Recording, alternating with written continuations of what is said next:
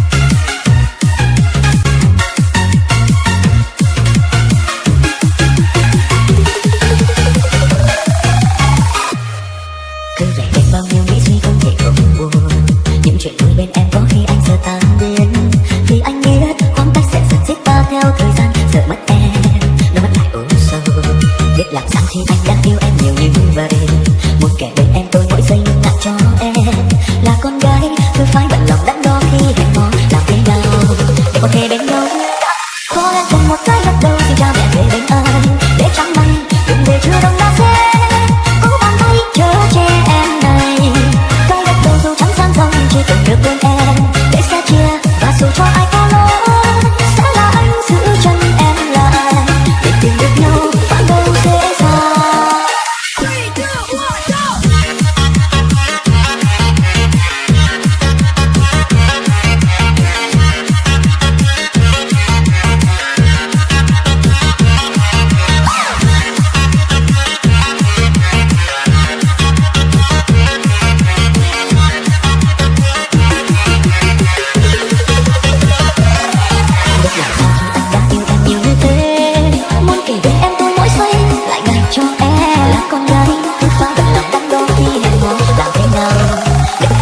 nhau như đã hứa.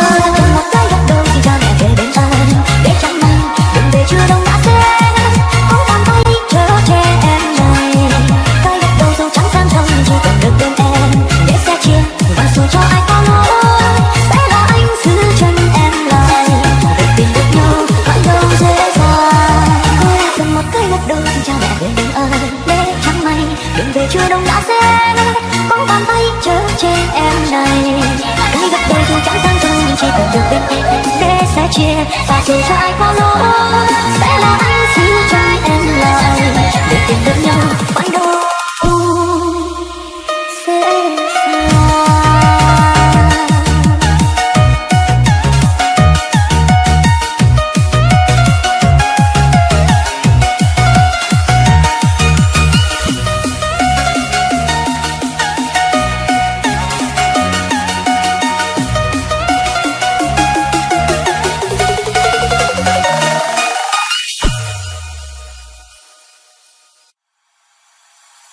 Xóa hết yêu thương ấy anh sẽ quên đi ký ức xưa, cố gắng bên nhau dài lòng chỉ khiến ta đau lòng thêm.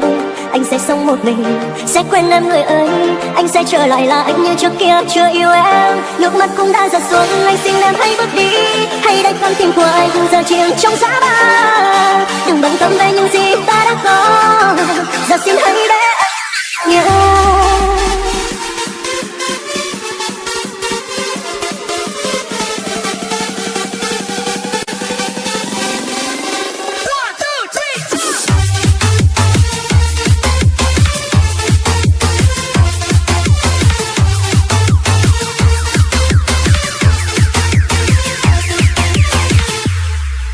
Thôi chẳng còn người bận tâm đến anh đến nhau từ ngày xưa, đã quá nhiều cho em hết cây sông mình chúng ta chưa từng quen. Nước mắt giờ đã cạn khô, yêu thương với anh chẳng còn nữa, mỗi lúc trước người đã sâu xa xem tình yêu anh như trò chơi vô nghĩa. Xóa hết yêu thương ấy anh sẽ quên đi ký ức xưa, cố gắng bên nhau dài lòng chỉ khiến ta đau lòng thêm. Anh sẽ sống một mình, sẽ quên em người ơi, anh sẽ trở lại là anh như trước kia chưa yêu em. Nước mắt cũng đã giật xuống, anh xin em hãy bước đi, hay đây con tim của anh giờ chìm trong giá băng. Đừng bận tâm về những gì ta đã có, giờ xin hãy để anh nhớ.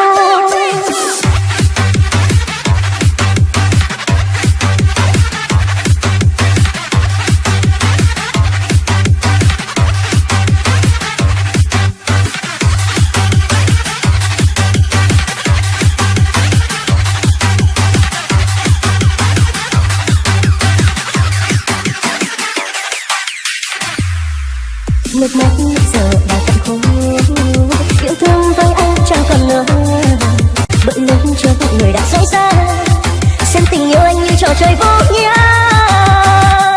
Xóa hết yêu thương ấy anh sẽ quên đi ký ức xưa, cố gắng bên nhau dài lòng chỉ khiến ta đau lòng thêm. Anh sẽ sống một mình, sẽ quên em người ơi, anh sẽ trở lại là anh như trước kia chưa yêu em. Nước mắt cũng đã giật xuống, anh xin em hãy bước đi, hay đây con tim của anh giờ chìm trong giá băng. Đừng bận tâm về những gì ta đã có, giờ xin hãy để anh được bình yên. Xóa hết yêu thương ấy anh sẽ quên đi ký ức xưa, cố gắng bên nhau dài lòng chỉ khiến ta đau lòng thêm. Anh sẽ sống một mình, sẽ quên em người ơi, anh sẽ trở lại là anh như trước kia chưa yêu em. Nước mắt cũng đã giật xuống, anh xin em hãy bước đi, hay đây con tim của anh giờ chìm trong giá băng. Đừng bận tâm về những gì ta đã có, giờ xin hãy để anh được bình yên. Đừng bận tâm về những gì ta đã có, giờ xin hãy để anh được bình yên. Cố chấp yêu em vì anh không thể làm khác được, cố gắng mỉm cười và cố gắng nói để em tin rằng anh yêu một người khác, rằng anh thấy vui hơn xưa. Nhưng sự thật đem về anh vẫn sống trong lẻ loi. Cố chấp yêu em vì anh không thể làm khác được, tôi lấy nụ cười để nhận lại nỗi buồn riêng anh, vì anh biết em là người duy nhất trong tim anh. Chỉ cần được thấy em hạnh phúc anh bất chấp làm tất cả vì em.